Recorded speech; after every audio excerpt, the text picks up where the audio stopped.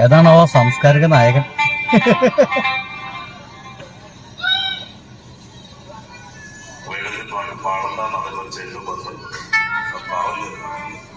ഇനി ഭീഷണിയാ.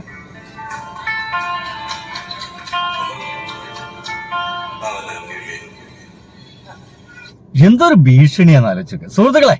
നമ്മുടെ റാപ്പർ വേടന്റെ പാട്ടിന് വിലക്ക്. ആദ്യമായിട്ട് ഒരു സ്റ്റേജിൽ റാപ്പർ വേടന്റെ പാട്ട് ഏതോ ഗാനമേളക്കാർ പാടിക്കൊണ്ടിരിക്കുകയായിരുന്നു. സംഭവം നടന്ന ശ്രീ ധർമ്മശാസ്ത്ര ക്ഷേത്രത്തില് കാരക്കാട്. അവിടെ ഗായകര് റാപ്പർ വേടന്റെ നമ്മുടെ മഞ്ഞുമൽ ബോയ്സ് എന്ന് പറയുന്ന സിനിമയിലെ ആ ഒരു പാട്ട് പാടാൻ വേണ്ടി എന്റെ ഫസ്റ്റ് ടോൺ വന്നിട്ടുള്ളൂ. ആ പാട്ട് കേട്ട് എത്രയോ പരിചയമുള്ള നമ്മുടെ ഇതൊക്കെ പറയുമ്പോൾ എനിക്ക് ചിരി വരുന്നു.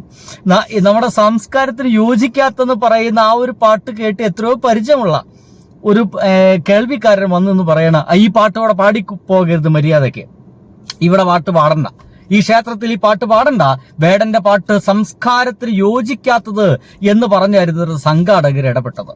ഇന്നലെ രാത്രി ചെങ്ങന്നൂർ കാരക്കാട് ശ്രീ ധർമ്മശാസ്ത്ര ക്ഷേത്രോത്സവത്തിനിടെയാണ് ഈ സംഭവം നടന്നിട്ടുള്ളത്. ഒന്ന് ആലോചിക്കുക സുഹൃത്തുക്കളെ. നമ്മുടെ കേരളത്തിൽ ആദ്യമായിട്ട് ഒരു വേടൻ എന്നതിനേക്കാൾ അപ്പുറം ഒരു ദളിതന്റെ, ഒരു കറുത്തവന്റെ പാട്ട് ഒരു ക്ഷേത്രത്തിൽ വിലക്കപ്പെട്ടിരിക്കുന്നു എന്ന് വേണം ഇതിനെ നിങ്ങൾ വായിച്ചറിയാൻ. കാരണം ഇതിന്റെ പുറകുള്ള യാഥാർത്ഥ്യം അതാണ് എന്നുള്ളതാണ് നിങ്ങളൊക്കെ സുഹൃത്തുക്കളെ. ഇന്ന് ഈ വേടൻ ഉണ്ടാക്കിയ പാട്ടൊന്നുമല്ല, അതിലുണ്ടാക്കപ്പെട്ട പാട്ടാണ്. എനിക്ക് സുഷിൻ ശ്യാമാണ് ഒരു പാട്ട് സംവിധാനം ചെയ്യുന്നത് എനിക്ക് സംശയമുണ്ട്. എന്തായാലും ആ ഒരു പാട്ട് വേടൻ പാടി എന്നുള്ളതാണ്. അതുകൊണ്ട് ആ പാട്ട് പ്രസിദ്ധമാവുന്നു. പക്ഷെ ആ പാട്ട് ഇനി പാടാൻ പാടില്ല എന്നാണ് പറയുന്നത്. ഇതിനു മുമ്പ് KR മധു എന്ന് പറയുന്ന ഒരാള്, പിന്നീട് ശശികല എന്ന് പറയുന്ന വേറൊരാള്, ഈ രണ്ടുപേരുമാണ് വേടന്റെ പാട്ടിനെതിരെ ശക്തമായിട്ട് നിലകൊണ്ടത്. വേടന്റെ പാട്ട് സംസ്കാരത്തിന് യോജിക്കാത്തതാണ്. വേടന്റെ ജാതിപ്പാട്ട് മാത്രം പാടിയ പോരെ, അവനെന്തിനാ മറ്റു പാട്ടൊക്കെ പാടാൻ പോകുന്നേ? ആൾക്ക് ഇംഗ്ലീഷുകാരെ പാട്ടല്ല, റാപ്പൊന്നും ഈ താന്ന ജാതിക്കാർ പാടേണ്ടതില്ല. ഇത്തരം ആൾക്കാർ അമ്പല പരിസരത്ത് പോലും കയറ്റിപ്പോകുന്നതടക്കം ഇവന്മാര് പറഞ്ഞിട്ടുണ്ട് എന്നുള്ള കാര്യം നിങ്ങൾ മറക്കരുത്. ഇവരിമാതിരി വർത്തമാനമൊക്കെ പറഞ്ഞിട്ടുണ്ട്. അങ്ങനെ പറഞ്ഞിട്ടുണ്ടെങ്കിൽ അത് നടപ്പിലാക്കുകയല്ലേ ഇവിടെ ചെയ്തു എന്നുള്ളതാണ്. ഇനിയിപ്പോൾ അത് അങ്ങനെ പറഞ്ഞിട്ടുണ്ടോ എന്നൊക്കെ സംശയമുള്ള ആളുകളൊക്കെ ഉണ്ടായിരിക്കും. ആദ്യം ഒരാളുടെ വാക്ക് ഞാൻ കേൾപ്പിക്കാം. ഇന്ന് ഈ നവോത്ഥാനം ചില സ്ഥലങ്ങളിലെങ്കിലും വഴിവെച്ചു പോകുന്നുണ്ടോ എന്നും സംശയിക്കേണ്ടിയിരിക്കുന്നു. ഈ കഴിഞ്ഞ ദിവസം ഒരു അമ്പലപ്പറമ്പിൽ വേടന്റെ ആട്ടവും പാട്ടും കൂത്തും ഉണ്ടായിരുന്നു എന്നാണ് ഞാൻ അറിഞ്ഞത്. ആള് കൂടാൻ വേണ്ടിയിട്ട് വേടന്റെ പാട്ട് വെക്കാൻ തയ്യാറാകുന്നവർ ഒരുപക്ഷെ ആള് കൂടാൻ വേണ്ടിയിട്ട് കാബറ ഡാൻസും നമ്മുടെ അമ്പലപ്പുറമ്പിൽ വെക്കും. വേടനോട് എനിക്ക് വ്യക്തിപരമായ വിരോധമൊന്നുമില്ല. പക്ഷേ വേടന്റെ പാട്ട് എന്ന് പറയുന്നത് ജാതി ഭീകരവാദം പ്രചരിപ്പിക്കുന്ന, വിഘടനവാദം പ്രചരിപ്പിക്കുന്ന, എങ്ങനെയുണ്ട് എവിടെ പോയി കെട്ടിയതാലോചിക്കുക, നമ്മുടെ വളർന്നു വരുന്ന തലമുറയിലെ മനസ്സിലേക്ക് വിഷം കുത്തിവെക്കുന്ന കലാഭാസമായി അങ്ങനെ അരങ്ങുവാഴുകയാണ്. ഈ വാക്കുകൊണ്ട് കേൾക്കുമ്പോൾ നിങ്ങൾക്ക് ആരാണ് വിഷം കുത്തിവെക്കുന്നത്, ഏതൊക്കെ രീതിയിലാണ് വിഷം കുത്തിക്കുന്നത് നിങ്ങൾക്ക് ഇപ്പൊ വ്യക്തമായിട്ട് മനസ്സിലായിട്ടുണ്ടായിരിക്കും. പക്ഷേ അതും നമ്മുടെ വേടന്റെ നെഞ്ചത്തോട്ടായി ഇവര് കൊണ്ടുപോയി തറയ്ക്കുന്നേ. വേടൻ എന്ന് പറയുന്ന കലാകാരന്റെ പിന്നിൽ ശക്തമായ സ്പോൺസർ ശക്തികളുണ്ട്. മുസ്ലിങ്ങള് പഠിച്ചാൽ അത് ഈ രാജ്യത്തിന്റെ വിഘടനം സ്വപ്നം കണ്ട് കഴിയുന്ന തമോമയ ശക്തികൾ എന്ന് കൃത്യമാണ്. മുസ്ലിങ്ങൾ പച്ചമലത്തിൽ അങ്ങനെ പറഞ്ഞാൽ മതി.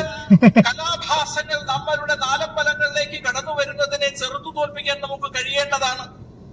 ആഹാരം തൃപ്തി തോന്നണമെന്നുണ്ടെങ്കിൽ എന്ന് വെച്ച് കഴിഞ്ഞാൽ ഇത്തരം ആളുകളിൽ നിന്നും വേടനെ പോലുള്ള ആളുകള് ക്ഷേത്രങ്ങളിൽ പോലും കയറരുത് എന്നാണ് ശശികല ടീച്ചർ പറയുന്നത്.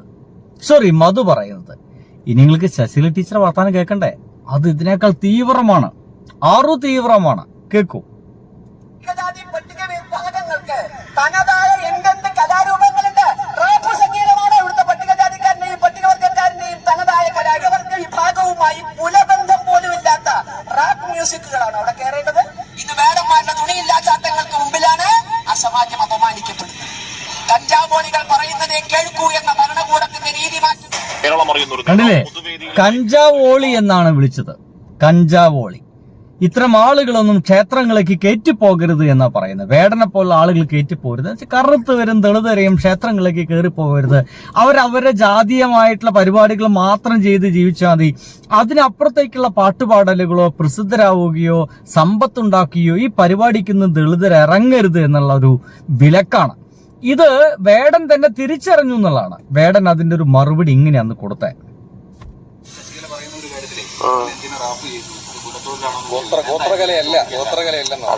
അതിന്റെ ഒരു സാധനം മനസ്സിലായോ നിങ്ങൾക്ക്? നിങ്ങൾ അത് ചെയ്താൽ മതി എന്നുള്ളൊരു ഇത്, ആ ഒരു ധാർഷ്ട്യത്തിൽ നിന്നുകൊണ്ട് സംസാരിക്കുന്ന പോലെയാണ് എനിക്ക് മനസ്സിലായത്. നിങ്ങളൊക്കെ അത് ചെയ്താൽ മതിയടാ എന്നുള്ള സാധനമാണ്. അതാ എനിക്ക് തോന്നുന്നത് അങ്ങനെയാണ്. ഞാൻ റാപ്പും ചെയ്യും, എനിക്ക് പറ്റുകയാണെങ്കിൽ ഞാൻ ഗസലൊക്കെ പാടിയാണ്. ക്ലാസിക്കൊന്നും പാടാനുള്ള തൊണ്ടിലുണ്ടായിപ്പോയി, അല്ലെങ്കിൽ ഞാൻ ക്ലാസിക്കൊക്കെ പാടിയാണ്. കണ്ടില്ലേ, അവനത് തിരിച്ചറിഞ്ഞു. ബുദ്ധിയും വിവരമുള്ളവനാ. അതായത് നിങ്ങൾ അത് ചെയ്താൽ മതി. നിങ്ങൾ അങ്ങനെ ഒരു ജാതി ആ ജാതി മാത്രമായിട്ട് നിന്നാൽ മതി. അങ്ങനെ പ്രത്യേക ജാതിക്കാർ ആ ജാതിക്കാരായിട്ട് മാത്രം നിൽക്കണം എന്നുള്ള ഒരു മഹത്തായ സ്വപ്നമാണ് ഇവർ മുന്നോട്ട് കൊണ്ടുപോകുന്നത്. ഈ ശശികല ടീച്ചർ അടക്കമുള്ള ഇവർ മുന്നോട്ട് കൊണ്ടുപോകുന്നത്. അപ്പോൾ അന്ന് ഇവരൊക്കെ പറയുമ്പോൾ നിങ്ങളൊക്കെ പലരും പ്രതീക്ഷിച്ചിരുന്നോ ഈ ഒരിക്കലെങ്കിലും ഏതെങ്കിലും ക്ഷേത്രത്തിലെങ്കിലും നമ്മുടെ പ്രിയപ്പെട്ട വേടന്റെ ഒരു പാട്ട് വിലക്കപ്പെടുന്നു? പക്ഷെ അത് സംഭവിച്ചു. ഈ വിഷം കുത്തിക്കേറി ഇതെന്തോ സാംസ്കാരിക വിരുദ്ധമായിട്ടുള്ള എന്തോ ഒരു പ്രവർത്തനമെന്നാണ് ആളുകൾ ചിന്തിക്കുന്നത്. അവസാനം ഇതാ അതിവിടെ സംഭവിച്ചു എന്നുള്ളതാണ്. ഇനി ഇതിന്റെ ഒക്കെ അപ്പുറം നമുക്ക് ഒരുപക്ഷെ ക്ഷേത്രത്തിലേക്കൊക്കെ പോകുന്ന ആളുകൾക്കറിയാം, സോപാന സംഗീതം എന്ന് പറയുന്ന ഒരു പരിപാടിയുണ്ട്. സോപാന സംഗീതം, സോപാനത്തിന്റെ ഈ ക്ഷേത്രത്തിന്റെ ഗർഭഗൃഹത്തിന് തൊട്ടപ്പുറത്തുള്ള ആ സോപാനത്തിന്റെ ഭാഗത്ത് നിന്നിട്ടാണ് ഈ സോപാന സംഗീതമൊക്കെ പാടുക. ശ്രീകോവിലിന് തൊട്ടുമുമ്പുള്ള പടികൾ കണ്ടിട്ടില്ലേ? ആ പടികളെയാണ് സത്യം പറഞ്ഞ സോപാനം എന്ന് വിളിക്കുക. അതിന്റെ സൈഡിൽ നിന്നുകൊണ്ട് സോപാന സംഗീതം എന്ന് പറയുന്ന സംഗതി പാടും. അഷ്ടപതി സോപാന സംഗീതം എന്നൊക്കെ രീതിയിലൊക്കെയാണ് ഇതറിയപ്പെടുക. ഷഡ്കാല ഗോവിന്ദമാരാരെ, പിന്നീട് പല്ലാവൂര് അപ്പുമാരെ തുടങ്ങിയ ആളുകളൊക്കെ ഇതിന്റെയൊക്കെ പ്രസിദ്ധരായിട്ടുള്ള ആളുകളാണ്. ചുരുക്കത്തിൽ കേരളത്തിലെ ഒട്ടുമിക്ക ക്ഷേത്രത്തിലും ഇത് ഉണ്ട് എന്നുള്ളതാണ്. ഇനി ഞാൻ ഇതിനെപ്പറ്റി പറയുന്നത്, പലപ്പോഴും നമ്മുടെ ഈ സോപാന സംഗീതമായിട്ട് നമ്മുടെ നാട്ടില് പാടുന്നത് ഒരു മധുര ഭക്തി ശൃംഗാരവും ഒക്കെ കൂടിക്കലർന്ന സംഗതിയാണ്. അതിന് വേണമെങ്കിൽ നമുക്ക് എല്ലാവരും പറയുന്നതിനെ ഡിവൈൻ ലവ് എന്നൊക്കെയാണ്, പക്ഷെ അതല്ല എന്നുള്ളതാണ്. ഞാൻ ഒന്ന് രണ്ട് വരികൾ പറയാം. ഗീത ഗോവിന്ദം എന്ന് പറയുന്ന സോപാന സംഗീതത്തിൽ പാടുന്ന സംഗതികളാണ്. അതിലത്തെ ഒരു വരി ഇങ്ങനെയാണ്. ഇതിപ്പോ ഇത് വായിച്ചു കൊണ്ട് നിങ്ങളിപ്പോ വിഷമിക്കൊന്നും വേണ്ട. ആ വരി അറിയണം എന്താണ് നമ്മുടെ സാംസ്കാരിക പ്രശ്നം എന്ന് നിങ്ങൾക്ക് മനസ്സിലാവണ്ടേ. നോക്കൂ, ശിഷ്യതി കാമപി ചുംപതി കാമപി രമയതി രാമാം പശ്യതി സസ്മിത ചാരുതരാമ പരാമനുഗച്ഛതി വാമാം എന്ന് പറഞ്ഞ വരി. അത് പറയുന്നത്, അവൻ ഒരുവളെ ആലിംഗനം ചെയ്യുന്നു, മറ്റൊരുവളെ ചുംബിക്കുന്നു, സുന്ദരിയായ വേറെ ഒരുവളുമായി രമിക്കുന്നു. എത്ര എണ്ണം ആലോചിക്കേ. അവൻ ഒരാളെ ആലിംഗനം ചെയ്യുന്നുണ്ട്, മറ്റൊരാളെ ചുംബിക്കുന്നുണ്ട്, അതേ സമയം തന്നെ വേറെ ആളുമായിട്ട് അവിടെ ലൈംഗിക ബന്ധം നടക്കും ചെയ്യുന്നുണ്ട്. മൊത്തം 3 എണ്ണം. തന്നോട് മന്ദഹസിക്കുന്നവളെ നോക്കി നിൽക്കുന്നു, തന്നിൽ നിന്ന് അകന്നു പോകുന്നവളെ അനുധാവനം ചെയ്യുന്നു എന്നാണ് ഒരു വരി. എന്റെ സുഹൃത്തുക്കളെ, ഈ വരികളൊക്കെ തുടങ്ങിയിട്ടുള്ള ഈ ഒരു സംഗീതം പലപ്പോഴും നമ്മുടെ ക്ഷേത്രങ്ങളിൽ ചൊല്ലുന്നുണ്ട് എന്നുള്ളതാണ് യാഥാർത്ഥ്യം. ഒന്നുകൂടി പറയാം. രതിസുഖസാരേ കേട്ടിട്ടുണ്ടായിരിക്കും അല്ലെ? ഗതമഭിസാരേ മദന മനോഹര വേഷം കുരു നിതംബിനി ഗമന വിലംബന മനുസരതം ഹൃദയേശം. ഇവിടെ നിതംബിനി എന്ന് വെച്ച് കഴിഞ്ഞാൽ നല്ല അഴകുള്ള നിതംബമുള്ളവൾ, ചന്തി. ഇപ്പൊ നിതംബം എന്ന് പറഞ്ഞു കഴിഞ്ഞാൽ മനസ്സിലാവാത്ത ആൾക്കാരാണ്. നല്ല ഭംഗിയുള്ള പുറകുവശം, ബാക്ക് എന്ന അഭിസംബോധന. രതിസുഖസാരേ ശാരീരികമായ ആനന്ദത്തെയാണ് സൂചിപ്പിക്കുന്നത്. രതിസുഖസാരേ, ആ വരിയുടെ ട്യൂണ് രതിസുഖസാരേ വേറെ പാട്ടാണ്. എന്തായാലും ശാരീരികമായ ആനന്ദത്തെ നേരിട്ട് സൂചിപ്പിക്കുന്ന ഇത്തരം വരികളൊക്കെ ഉണ്ട്. സത്യം പറഞ്ഞാൽ ഇത് സംഭോഗ ശൃംഗാരമാണ് ഇതിലുള്ളത്. സംഭോഗ ശൃംഗാരം. ജയദേവൻ എന്ന് പറയുന്ന മനുഷ്യൻ അദ്ദേഹത്തിന്റെ ഈ പുസ്തകത്തില്, ഈ ഒരു സോപാന സംഗീതത്തിന്റെ പുസ്തകത്തിൽ ജയദേവന്റെ ഗീത ഗോവിന്ദം എന്ന് പറയും. സംശയമുള്ളവർക്കൊക്കെ ആ പുസ്തകം എടുത്ത് വായിച്ചു നോക്കാവുന്നതാണ്. അതിലെ പാട്ടാണ് സോപാന സംഗീതം എന്ന് പറഞ്ഞുകൊണ്ട് ക്ഷേത്രങ്ങളിൽ പാടുന്നത്. ഒരു തരത്തിൽ പറഞ്ഞ അസല് ലൈംഗികത ദൈവങ്ങൾ ചെയ്തുകൊണ്ടിരിക്കുന്നു, അല്ലെങ്കിൽ നമ്മുടെ പല കഥാപാത്രം ചെയ്തുകൊണ്ടിരിക്കുന്ന അശ്ലീല ലൈംഗികതയാണ് അവിടെ പാടുന്നത്. നിങ്ങൾക്ക് അതിന്റെ പാട്ടിൽ ഇങ്ങനെ മുഴുകി വെക്കുമ്പോൾ നമുക്കത് മനസ്സിലാവാത്തോണ്ട. ഇതിന്റെ ഉള്ളിലത്തെ വരികളൊക്കെ സംസ്കൃതമായതുകൊണ്ടേ മനസ്സിലാവാത്തോണ്ട. മനസ്സിലായി കഴിഞ്ഞാൽ നമ്മളിപ്പോ എന്ത് ചെയ്യും എനിക്കറിയില്ല. എന്തൊക്കെയായാലും അപ്പൊ ഇങ്ങനെ ആലോചിച്ച് വെക്കും, വേടന്റെ പാട്ടാണോ സാംസ്കാരിക വിരുദ്ധം, അതോ ഈ ഗീതഗോവിന്ദാണോ? ഗീതഗോവിന്ദം അവിടെ ക്ഷേത്രത്തിൽ പാടാമെങ്കിൽ ആ ക്ഷേത്രമായിട്ട് വല്ല ബന്ധമൊന്നുമില്ലാത്ത ആ പറമ്പില് വേടന്റെ ഒരു പാട്ട് പാടിയാൽ എന്താണ് നമുക്ക് നശിക്കാൻ പോകുന്നത്? ഇന്ന് വേടന്റെ പാട്ട് നിരോധിക്കും.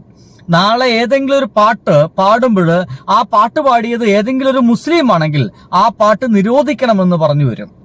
ഒരു പാട്ട് പാടിയത് ഒരുപക്ഷെ ഒരു ക്രിസ്ത്യൻ ആണെങ്കിൽ അതൊരു മുസ്ലിം പാടിയ പാട്ടാണ്, അതൊരു ക്രിസ്ത്യൻ പാടിയ പാട്ടാണ്, ആ പാട്ട് ഈ അമ്പലപ്പറമ്പിൽ വേണ്ട, ഞങ്ങളുടെ സംസ്കാരത്തിന്, ഇന്ത്യൻ സംസ്കാരത്തിന് ഇത് യോജിച്ചതല്ല എന്ന് പറഞ്ഞുകൊണ്ട് ഇത്തരം ആളുകളൊക്കെ പുറത്തു വരും.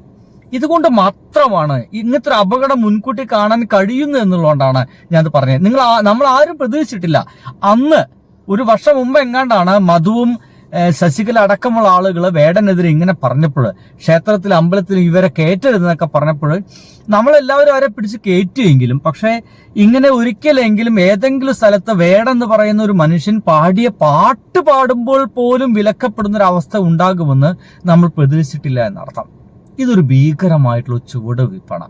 ആ ഒരു ചുവടുവെപ്പ് തുടക്കത്തിലെ തടഞ്ഞിട്ടില്ലെങ്കിൽ, സാംസ്കാരികമായിട്ട് തടഞ്ഞിട്ടില്ലെങ്കിൽ അത് വലിയ പ്രശ്നമാണ്. നമ്മളെപ്പോലുള്ള ആളുകൾ വേടന്റെ ഒപ്പം തന്നെ ഈ സമയത്ത് നിൽക്കേണ്ടതും ആവശ്യമാണ്. ബൈ.